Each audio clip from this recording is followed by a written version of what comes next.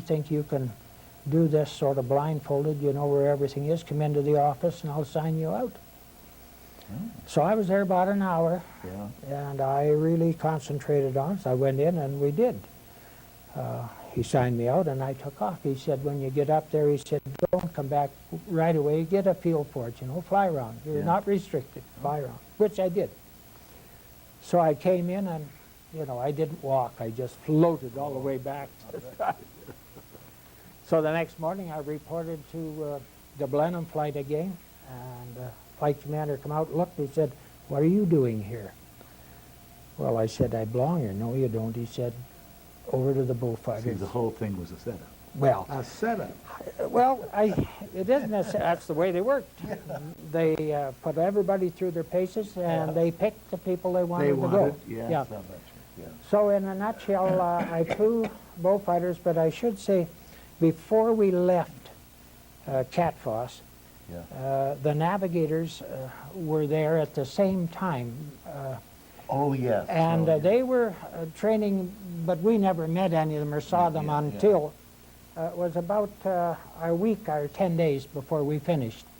And we were told then we could go on over to the drill hall, and we could pick navigator. Yeah, but you have to remember that they crewed there. There was a crew of 4 and sometimes 5 in the Blenheims, so there were gunners there. In the bullfighter, we had a wireless nav. He was a navigator as well as a wireless guy. Okay. And so there were a number of those, enough for us to go around. And everybody dashed over there to make their pick, and we didn't go with the first batch. But when we got over there, there was about 6 fellows there, and I just happened to look up, and this Scotsman seemed to be, he and I just... So I said to him, you want to crew up? And he said, sure. I said, well, don't make it, you know, official until you go for a flight with me tomorrow. And then if you like what you see, we'll crew up. And we did. And his name was Andrew Burt Campbell. And he come from Dunfermline, just north of Edinburgh. Nice fellow, sergeant, and we stayed together and right up until we were finished. Did you? Yes. You went to Malta with him? Yes. Boy, oh boy. All right, now let me just pause for a second and say, how old are we now at this point? I'm 20. No, I wasn't. I was 19 because I left England on my 20th birthday.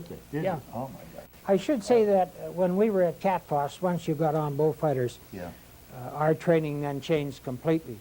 The bullfighter was the most heavily armed fighter during the war. That. Now, what armament did you have? We had 4 20-millimeter cannons in the nose. Cannons? Yes, and we had 6 machine guns in the wings. In the wings. 3 on each side? No, 4 and 2. 4 and 2? Yeah, because the landing light was in one wing, and that took care of 2. Yes, okay. We carried 1,000 rounds of ammunition in the 303s and 320 rounds in each cannon. Now, the cannons could be fired separately, in pairs, or all at one time. You could fire machine guns alone, and machine guns with any part of the cannon selection, or the whole works at once. Yeah. And did you do this from... The pilot had total control from a button right on your... on your stick, or on your wheel. On the wheel. The only thing that the navigator had to do, as soon as you took off, the bullfighter, of course, was run on air. Your brakes were air, and the cannons were cocked by air. So he had the switch to cock the cannons. That was the only thing that he had to do. On the Mark 1s, we didn't have belts, and there were drums. And I think they held about 62 rounds to a drum. And the navigator had to change those. Drums? Yeah. Oh, yes, okay. But that was in the Mark 1. We went on the Mark 6s, they were belts. 320 rounds to a belt. Now, did you see any action? Did you go up on an operation? Not from Catfoss, but we did our gunnery work to get used to the bullfighter. We did a lot of firing at both ground targets and drogues, towed drogues in the air. Towed drogues, yes.